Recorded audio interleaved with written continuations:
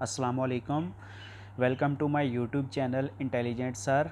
मुझे कहते हैं बिलाल अहमद फ्रॉम वास Swedish college institute of technology वाकेंट। आज जो मैं आपके सामने टॉपिक लेकर आया हूँ वो यूनिट नंबर 8 थर्मोडायनामिक्स की बुक मैक 323 जिसका कोड है, और थर्ड ईयर के स्टूडेंट मैकेनिकल वाले इसको पढ़ते हैं। उसकी यूनिट नंबर 8 का जो है यूनिट नंबर 8 है एयर कंप्रेसर वाला, उसको हम लेकर डिस्कस करेंगे कि एयर कंप्रेसर क्या होते हैं, इनका वर्किंग प्रिंसिपल क्या होता है और इनकी ज़रूरत कब क्यों कहाँ पेश आती है। अच्छा, आज माज़रत के साथ वाइट बोर्ड पे वीडियो शूट नहीं कर पा रहा हूँ, ठीक है। कुछ हंगामी सूरत हाल है, इमरजेंसी में वीडियो शूट करना पड़ रही है, तो इसलिए वाइट बोर्ड के ऊपर शूट नहीं कर पा रहा हूँ। लेकिन इंशाल्लाह आने वाले लेक्चर आपको वाइट बोर्ड पर ही मिलने वाले हैं इस यूनिट के। तो स्टार्ट लेते हैं। क्या होता है एयर कंप्रेसर? नाम से ज़ाहिर है स्टूडेंट, देखें लिखा हुआ है एयर कंप्रेसर, यानी ये चीज़ क्या, ये एक ऐसी डिवाइस होती है, ठीक है, जो कि क्या करती है, एक ऐसी मशीन कह सकते हैं, डिवाइस नहीं, एक ऐसी मशीन है जो कि एयर को क्या करती है, कंप्रेस करती है, ठीक है। ये आपके सामने दो स्केच बने हुए हैं। एयर को कंप्रेस करने के बाद क्या करती है, उसका प्रेशर और टेम्परेचर बढ़ा देती है। दो चीज़ें कौन सी बढ़ा देती है? एयर को कंप्रेस करके प्रेशर भी और उसका टेम्परेचर भी बढ़ा देती है। फिर उस कंप्रेस्ड एयर का आगे इंडस्ट्रीज़ के अंदर यूज़ करते हैं हम लोग, मुख्तलिफ़ किस्म की फैक्ट्रीज़ में यूज़ होता है। मेरा प्रैक्टिकल एक्सपीरियंस रहा है, मैं बीजिंग गैस पेट्रोलियम के अंदर काम करता था। ये एक चाइना की कंपनी है, तो वहाँ पर बहुत ज़्यादा एयर कंप्रेसर इस्तेमाल होते हैं और उनका काम क्या होता है, एयर को कंप्रेस करना और आगे डिलीवर करना, जिसकी मदद से वो क्या कर सकते हैं, अर्थ के अंदर हम लोग उसकी खुदाई कर सकते हैं और डिफरेंट तरह के उसकी खुदाई में वो कंप्रेस्ड एयर यूज़ होती है और फिर बाद में ब्लास्टिंग होती है। बहरहाल वो उसका जो भी प्रिंसिपल है वो एक पूरी कंपनी है, ठीक है। मतलब कहने का, बताने का मकसद ये है कि वहाँ पर भी एयर कंप्रेसर यूज़ होते हैं, तो इसका इस्तेमाल बहुत ज़्यादा होता है एयर कंप्रेसर का। तो अब इसका वर्किंग प्रिंसिपल समझ लें, ये काम कैसे करते हैं, इनकी क्लासिफिकेशन हम नेक्स्ट लेक्चर में डिस्कस करने वाले हैं।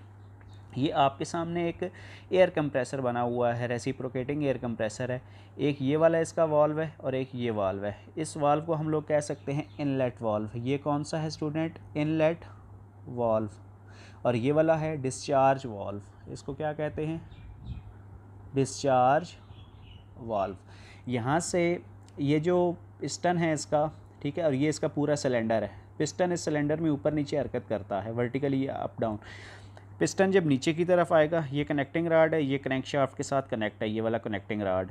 जब पिस्टन नीचे की तरफ आएगा तो अंदर सिलेंडर के अंदर क्या होता है, वैक्यूम जनरेट होता है। वैक्यूम का प्रेशर कम हो जाता है, जो बाहर एयर का प्रेशर है वो ज़्यादा हो जाता है, जिसकी वजह से, प्रेशर ज़्यादा होने की वजह से ये वाला वाल क्या करती है, वो बाहर वाली एयर इसको ओपन ऊपर की तरफ पुश करती है, धकेलती है, तो एयर अंदर आना शुरू हो जाती है और अंदर ये जो इफ़ेक्ट क्रिएट होता है इसको सक्शन इफ़ेक्ट कहते हैं।